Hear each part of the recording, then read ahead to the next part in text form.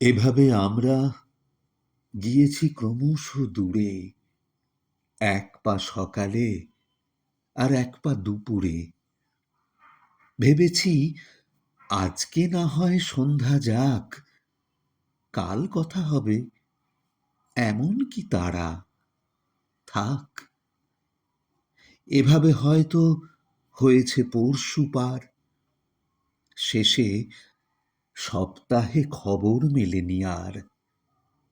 মাসেও এখন হয় না খবর জানা, যে যার মতোই গুটিয়েছি হাতখানা। এভাবেই বাড়ে আমাদের ব্যবধান, বছরের কারও জানি না তো সন্ধান।